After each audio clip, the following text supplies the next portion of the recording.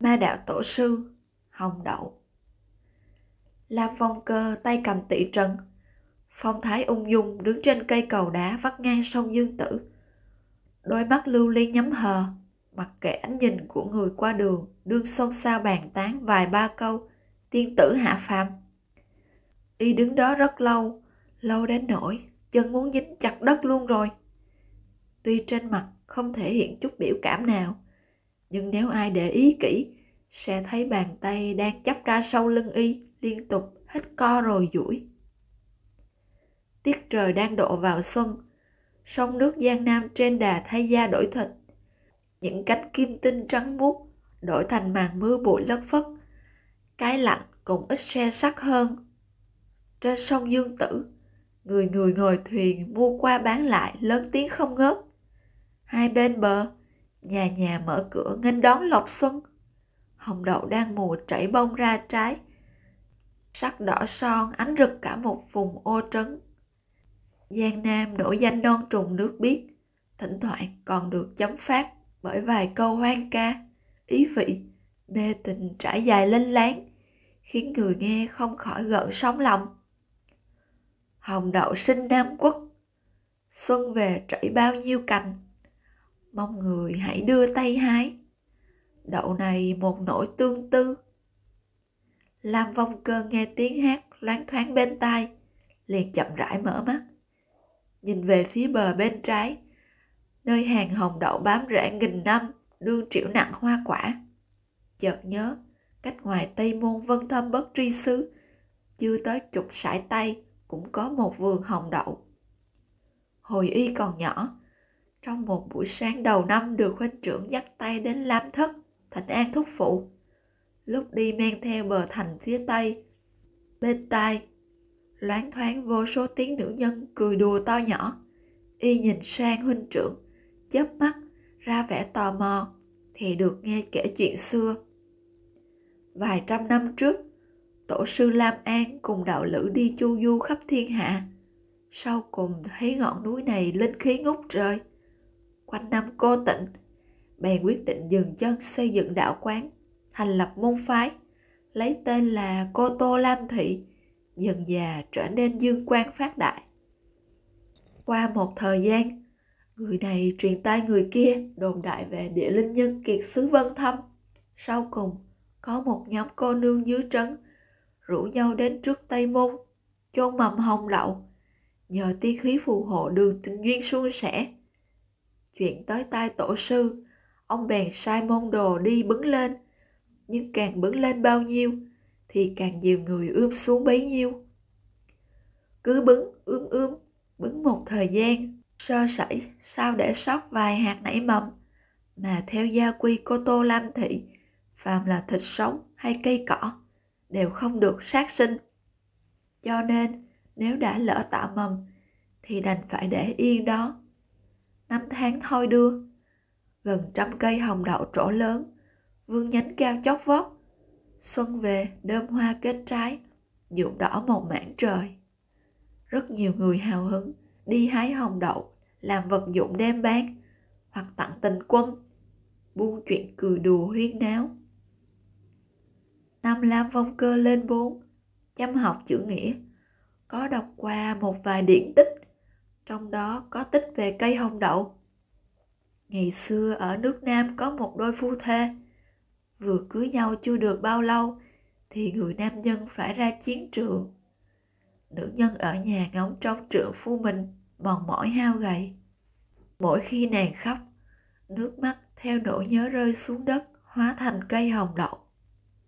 Tích bất tận, tương tư huyết lệ phao hồng đậu, khai bất hoàn, xuân liễu xuân hoa mãn hoạch lâu. Thủy bất ổn, sa song phong vũ hoàng hôn hậu. Vong bất liễu, tân sầu giữ cựu sầu.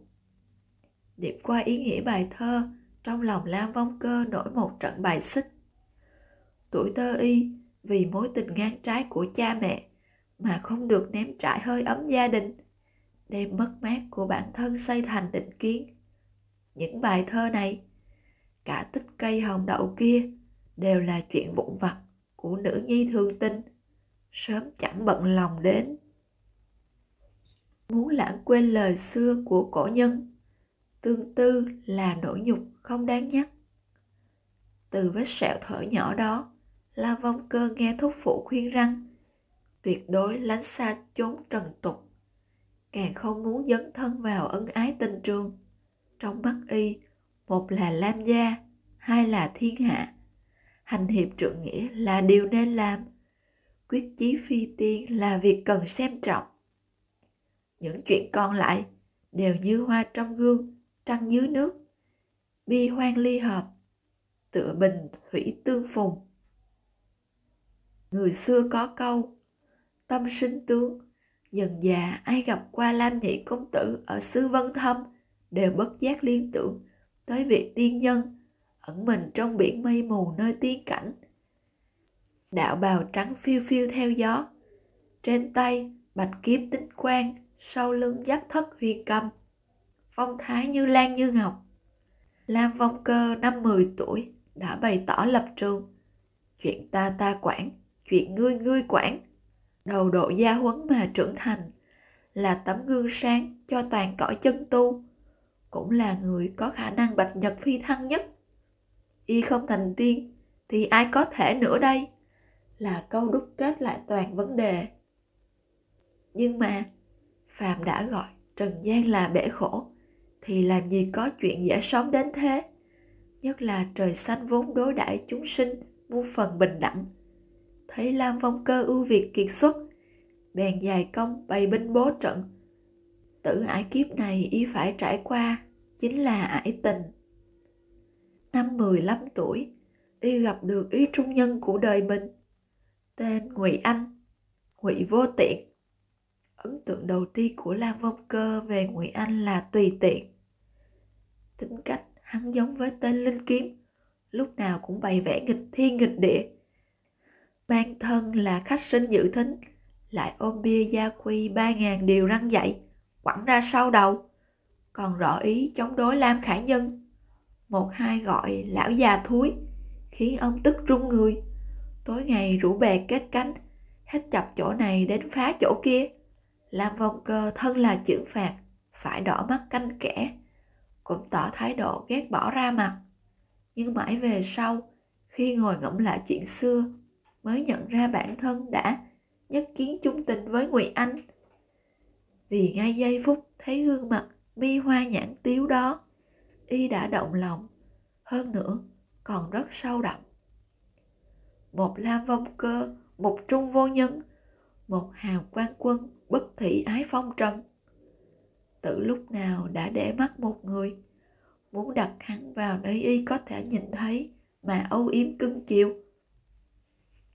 Tấm chân tình quấn thân, ngày nghỉ đêm mơ thấy người thiếu niên dương quang năm nào ngồi trên bạch lâu dốc cạn tử binh. Đôi mắt anh đào sóng sánh sắc xuân, viền môi toát lên ý cười ngạo nghễ. Đường kiếm vân mộng bay lượn mượt mà, dáng hình tiêu dao tiêu sái, lại còn đôi tay nóng ấm. Tùy loạn vân vê, hơi thở bỏng rát, ôm nhau vần vũ, ý loạn tình mê. Không biết bao nhiêu lần y choàng tỉnh khỏi cơn mộng mị, mặt kẻ trán đã mướt mát mồ hôi. Bần thần đưa tay áp lên nơi trái tim đương đập loạn điên cuồng. Chỉ là giấc mơ hoang, nhưng cảm xúc lại chân thật đến vỡ òa. Vất vả ngồi tụng từng câu kinh bát nhã, cuối cùng vẫn không thể nào trấn tĩnh bản thân. Giận dữ đấm gối chăn túi bụi, chật vật xoay sở, sao cho hết đêm dài. Năm tháng dần trôi, hai chữ Ngụy Anh trở thành chấp niệm dai dẳng, bám riết chẳng đặng buông. Lam Vong Cơ nho nhã chính trực, rơi vào chốn ái tình, lại ngang nhiên biến thành một tên phàm trần tục tử. Thế nào là ích kỷ, thế nào là cửu cầu, y đều lĩnh ngộ đủ. Trong động huyền vũ, hắn nói mình chỉ thích nữ nhân, y tự nguyện đơn độc ủ ấp mối tình sai trái. Chỉ mong hắn bình an sống trọn kiếp người, gặp một vị cô nương nào vừa ý, gửi cho y thiếp đỏ. Đến dự lễ thành hôn, nhìn hắn khấn vái thiên địa, hạ sinh quý tử, con cháu đầy nhà. xuất nhĩ phản nhĩ. Nhưng lúc người còn mê man, y lục mò tìm cái túi của Miên Miên giấu làm túi tiền tận 10 mấy năm trời. Giang tông chủ vốn là huynh đệ kết nghĩa bao năm, nằm không cũng lãnh đạn, suốt ngày kề cạnh, cãi cọ, bá vai, làm sao né được cái nhìn sắc lẹm như phóng dao găm của Lam Nhị công tử. Si mê tới mức chỉ một hành động thảy hoa mang ý trêu ghẹo, sau đó lại thấy hắn nhận đóa hoa tím nhạt cài vào ngực áo. Tâm trạng đang lân lân như ở trên cõi tiên, bỗng chốc bị đập thẳng xuống ấm tào địa phủ. Nụ hôn cưỡng ép trên núi Bách Phượng tự như một lời cảnh tỉnh cho chính mình. Từ lúc nào y đã không còn kiểm soát được bản thân nữa. Rất nhiều đêm trằn trọc suy nghĩ miên man, y lại lôi bức tranh người xưa vẽ ra ngồi ngắm. Tương tư cuồn cuộn thác lũ, không cách nào đè nén. Ta say nơi thành không giấc ngủ, khắp nơi đèn treo rực rỡ. Tình trong chất chứa rượu tràn ly. Vị tiên tử này cũng hái hồng đậu sao? Lần đầu tiên ta thấy nam nhân hái hồng đậu đó nha. Là đang tương tư tiểu thư nhà nào thế? Người này thật là có phúc phận nha. Tặng cho ái nữ nhà ta được không? Nàng cũng đang tuổi kén chồng nè. Vài tú nương đương tán chuyện vải vóc trên thuyền, thuận theo con nước ngang qua thấy vị công tử tuấn tú như đóa tuyết liên đang vươn tay mân mê nhìn hồng đậu sai quả. Tuổi lớn không còn ngại ngùng như thiếu nữ đôi mươi nữa. Táo bạo treo gẹo một phen làm vành tay y đỏ ửng. Đang cúi đầu bối rối không biết xử trí sao, bỗng thấy vạt áo màu đen tuyền choàng quanh eo y. Bên tai nghe giọng nói quen thuộc. Ây da, ngại quá. Người này là hoa đã có chủ rồi. Hồng đậu của tướng công nhà Di Lăng lão tổ, nào ai dám nhận cơ chứ? Ngụy Vô Tiện ôm Lam Vong Cơ chặt cứng, thuận miệng cười vài tiếng đáp lời mấy nương đang trố mắt, rồi kéo y rời đi. Lam Trạm, ta nói ngươi đó nha, đi đâu cũng rải đào hoa được hết. Canh chừng ngươi thật mệt, còn mệt hơn diệt mấy thứ tà túy nữa. Ngụy Vô Tiện đổi giọng dỗi hờn, tay nắm chặt người kia rảo bước. Lam Vong Cơ đoan chính quy củ, nay cũng mặc nhiên để người kia lôi lôi kéo kéo, lại còn nhẹ nhàng luồn 5 ngón vào tay người kia, khẽ siết chặt. Mệt lắm sao? Ngụy Vô Tiện nghe y hỏi, bèn khựng chân quay người lại, nghiêng đầu, ý tứ khó dò. Không mệt sao? Mệt thì tốt. Lam Vong Cơ nhanh miệng tiếp lời, cánh môi cong thành đường bán nguyệt, đôi mắt màu lá thu tỏa ra ý cười nhu thuận. Xét về tướng mạo, Lam thị song bích dễ dàng trụ vững hai hạng nhất nhì. Vị phu quân nhà hắn tuy khôi ngô tuấn tú, nhưng luôn mang theo vẻ mặt thâm thù đại hận, cho nên mỗi khi y nở nụ cười điên đảo chúng sinh, hắn lại cảm thấy không đỡ nổi. Thật không đỡ nổi. Cần quá gì bùa chú, cứ bảo người này cười cho hắn xem, đảm bảo Di Lăng lão tổ thua không còn manh giáp. Vì sao lại trễ? Câu hỏi của Lam Vong Cơ trong chớp nhoáng đưa tâm hồn đang treo ngược cành cây của Ngụy Vô Tiện trở về hiện thực. Đỏ mặt xua xua ý nghĩ, mỗi ngày bí thuật lại. Hắn nhanh nhẩu khua môi múa mép. Ta xong việc từ sớm rồi, ngồi trong tửu lâu uống một chút rượu chờ đến hẹn gặp ngươi nè.